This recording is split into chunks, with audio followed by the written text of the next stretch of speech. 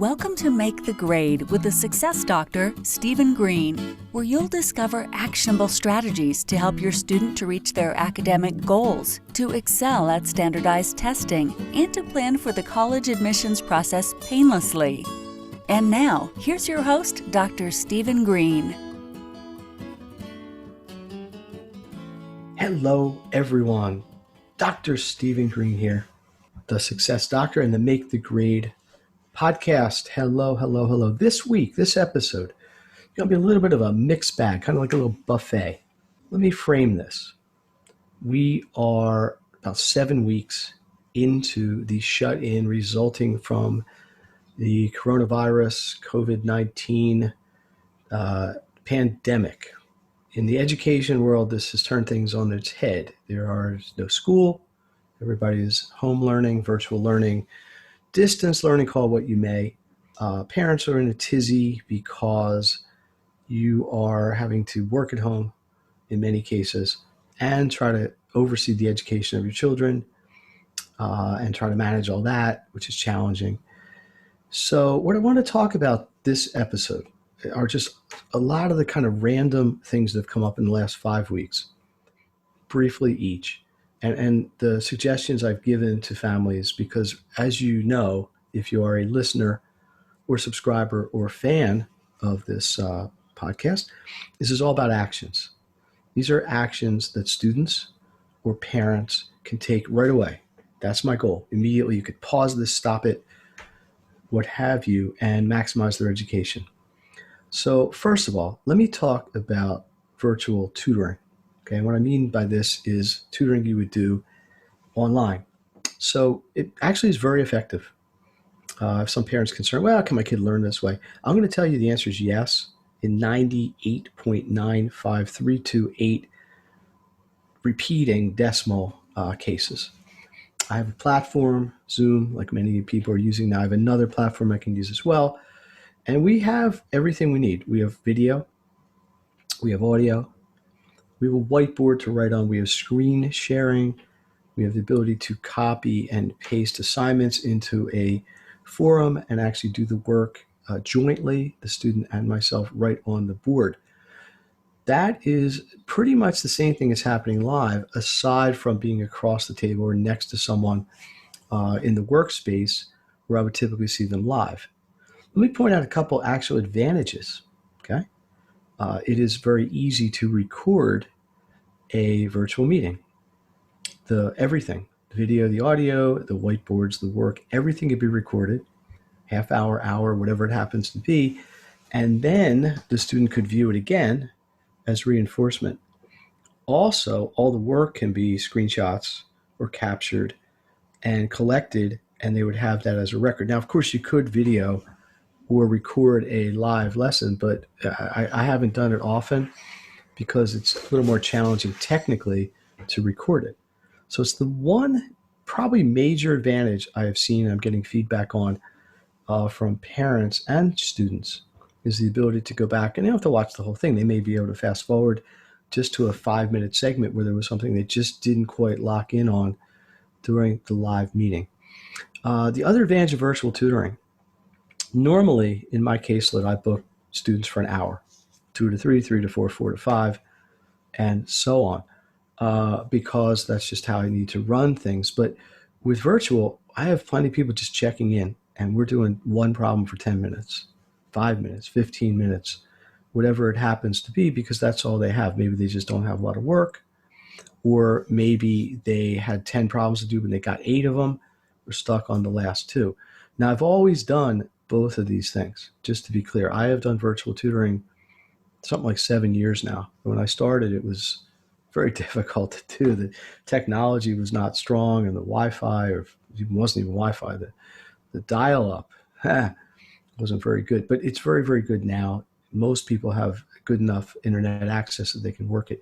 So I've had questions from parents and some legitimate concerns about, can the virtual meetings work? I'm going to tell you the answer is yes.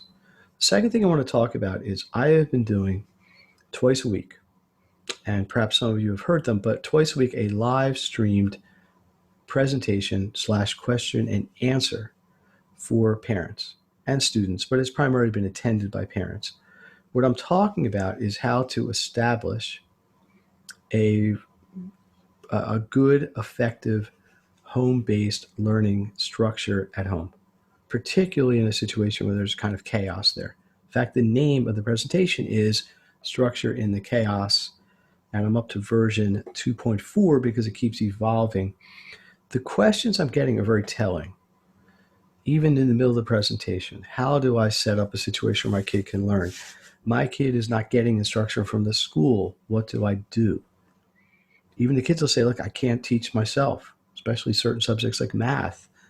Can't do it. What do I do? So my answer to a lot of these things are in detail on these presentations, which I would refer you to on my website, which is makethegrade.net. But here's the short answers. It is very important to have multiple levels of structure. Number one, a physical level where it is clear where the work is being done. Like, okay, when you're at this desk, it's school time. When you're sitting at this table on the couch watching television, it's break time. Call it recess, call it whatever you want. Number two, you must have a time structure.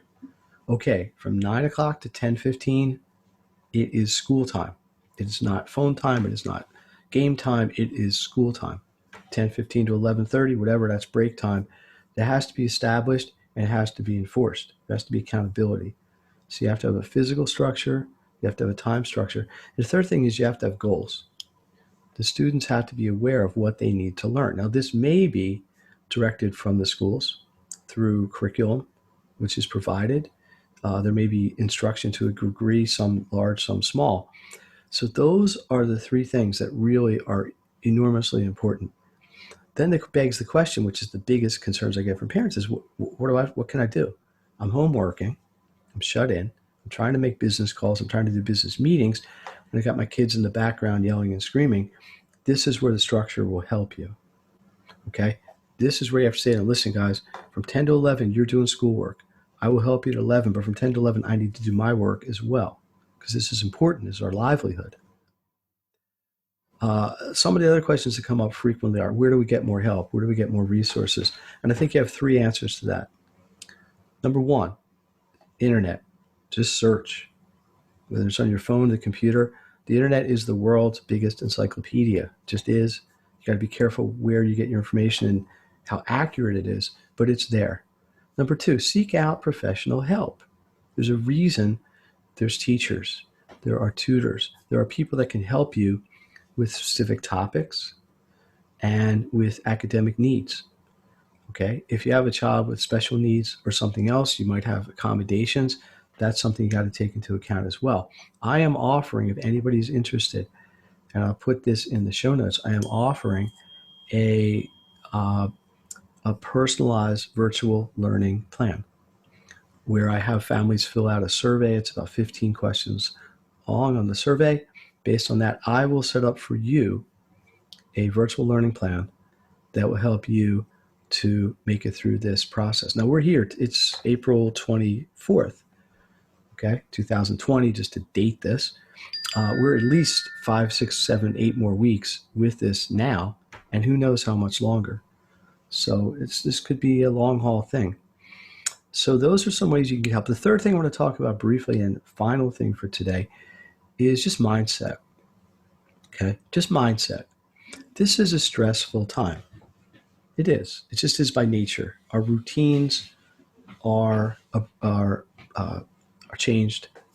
Our structure is changed. The daily cycle of waking up, going to work, going to school, coming home, having dinner, doing homework, relaxing, whatever you're going to do, really is just out the window in some cases. And even if you go out, you got all kinds of restrictions. You have to wear masks, you got to be careful, you got to wash your hands. So by nature, a disruption of normal structure is stressful. But it is important to replace that with a new structure. Okay? I'm talking here kind of like a psychologist. So you have to have a mindset. I interviewed a neurologist or a neuropsych person this week, and it was all about recognizing stress triggers. When do you feel this stress coming on? How do you cope with it? she had a fabulous system, this ABC system. I'd refer you to episode 52 of the podcast, Nora Nicole Foy, fabulous. But the idea is, let's accept the fact that these are going to be changes. They are changes, and they're going to be stressful, and it's up to us as individuals or as families to create new structures based on the timing and the environment and our academic needs, because that's still where we're at here, at least from my perspective, to cope with and to make the best of what we got. So, for example, we need to set the time during the day to do school. Yes, it is different. Yes, you don't have a teacher directing it. Yes, you're not sitting with your friends. Yes, you're not having lunch with your friends. But you still need to say, from this time to this time, I am doing school. And while I'm in school, here are my goals. Same as always. In between, when you're not in school, do what you got to do. Go outside, play, do music, do art, sing, play guitar, play video games. Yes, they're okay sometimes. But the point is to reestablish your own structure that works for you, that will enable you to be productive and stay positive while everything around us is unstructured and potentially negative. I appreciate everybody who has subscribed and supported this podcast. I know today's episode is a little bit different, but what I'm trying to do is really put a bow on and tie up some loose ends of things that have just been out there that I don't know necessarily warrant an entire episode. I would invite you to check out some other episodes. There's so much value. My goal, and I really ask people to share this information, I really firmly believe the more people that get this information, the more families, the more parents with children, the more people it will help to maximize their education and to make their academic lives more productive and easier. So if you need to get a hold of me, because I have welcome feedback, Stephen Green, SGREENE at makethegrade.net. Please check out the Make the Grade website, www.makethegrade.net, MAKETHEGRADE.net. And I invite you to comment, give feedback. And the last thing I'll tell you is the Make the Grade community is alive and well and really thriving, and it's helping a lot of people. Consider joining there, 24/7 support and help. So thank you again. Have a great week or whatever it is till I get with you on the next episode. And if there's anything we do to help, please reach out. Thank you very much. Talk to you next time. You've been listening to Make the Grade with the Success Doctor, Stephen Green. If you enjoyed this episode, be sure to subscribe. For more resources and support, please visit makethegrade.net.